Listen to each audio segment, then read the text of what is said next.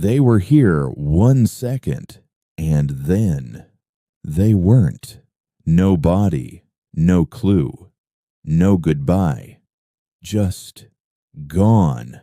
Every year, 600,000 people go missing in the United States alone. 600,000. Most are found, but some cases don't make sense. The evidence doesn't add up.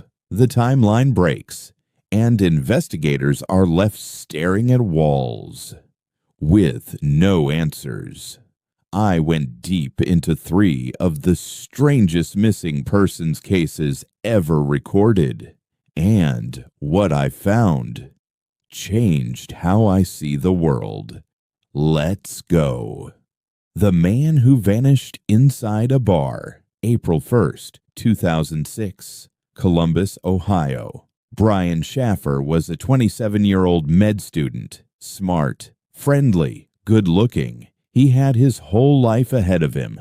That night, he went out with friends to celebrate spring break. Bar hopping, laughing, normal stuff. The last bar they hit, Ugly Tuna Saloona, inside the Ohio State campus. Security cameras covered every entrance, every exit. Brian walked in, but Brian never walked out.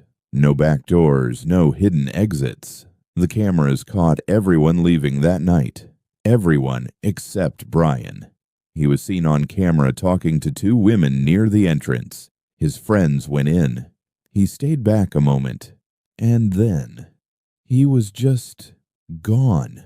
His girlfriend Alexis waited for him. He never came home. Police checked everything. Trash cans, rooftops, nearby buildings. Nothing. His phone went straight to voicemail. Here's what made investigators lose sleep. The bar had only 1 entrance, 1 exit, same door. He went in. He did not come out. So where did he go? Years passed. Alexis, his girlfriend, she never gave up. She became obsessed with finding him. Tragically, she died in a car accident in 2011, still with no answers. Brian Shaffer has never been found. Not a single trace. She planned her own disappearance, or did she? February 9th, 2004, Woodsville, New Hampshire. It was a Monday night, cold, dark, empty roads. Maura Murray was a 21-year-old nursing student at UMass Amherst. That day, she told her professors she had a family emergency. She called her boyfriend. She emailed her professors, but there was no family emergency. She withdrew $280 cash from an ATM. She packed her car. She drove north, alone. Nobody knew where she was going. Around 7:27 p.m., a school bus driver saw her car crashed into a snowbank, smoke coming from the hood. The driver stopped, asked if she needed help. Maura said, "No, it's fine. I already called AAA." She hadn't called anyone. The bus driver drove to a nearby house to call police. It took less than 10 minutes. When police arrived, the car was there. Maura was not. No footprints in the snow. No signs of a struggle. No blood. Just gone. Investigators found wine bottles in the car, evidence she'd been drinking. But here's the thing that broke everyone's brain. She had MapQuest directions to a cabin resort in her car. She had planned a trip. But why alone? Why lie about a family emergency? Why cash? Some people think she ran away, planned it all. Others think someone picked her up on that empty road, someone she didn't want to see. Or someone dangerous. Maura Murray has never been found. Over 20 years later, still missing. He was on the phone, and then the line went dead. May 14th, 2008. Marshall, Minnesota. Brandon Swanson was 19 years old, just a normal college kid. That night, he drove his car into a ditch after a party. He called his parents. Told them he was okay, just stuck. His dad, Brian got on the phone with him, started driving toward him for 47 minutes. Father and son talked on the phone. Brandon was walking through fields, trying to find a road, a landmark, anything. His dad could hear his footsteps, his breathing. And then Brandon said one word, "Osh," and the line went dead. Brian called back. No answer. He called again. Voicemail. The phone was never picked up again. Search teams covered hundreds of acres, search dogs, helicopters, nothing. His car was found, but Brandon vanished in a flat, open field in the middle of the night. While on the phone with his father, no body, no clues, no explanation. Investigators noted that the location Brandon described didn't match where his car was found. He had no idea where he was. And whatever he saw in that final second, whatever made him say those two words, nobody knows.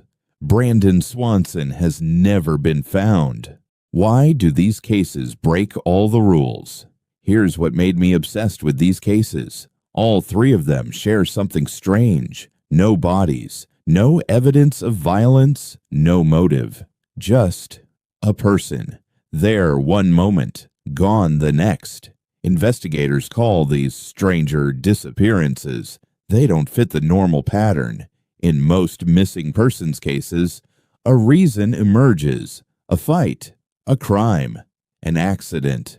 But in these cases, the evidence points everywhere and nowhere. Some experts believe these cases involve what's called complex environmental disappearances, meaning nature, geography, and bad luck create a perfect storm. But others aren't so sure, because some of these details just don't add up. A man who walks into a bar and never comes out. A woman who disappears from a snowy road in seconds. A boy who vanishes mid-sentence. These aren't just mysteries. These are warnings. What these cases teach us. Here's what I couldn't stop thinking about. These people had families. They had plans. They had futures. And in one moment, everything changed. Brian Shaffer's parents spent years searching. Maura Murray's father refused to give up for decades. Brandon's dad still lives with that phone call. Imagine being the last person to talk to your child, hearing their voice, and then silence. That kind of pain doesn't go away. These cases also remind us of something terrifying. People can disappear without warning, without explanation, without a trace.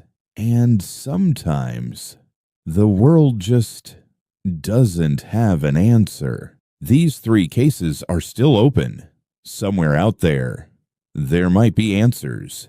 But for now, they remain some of the strangest disappearances in American history. If you want more videos like this, where I go deep into cases that don't make sense, hit that subscribe button, because I investigate what others won't. I'll see you in the next one. If I'm still here. Pause. Silence.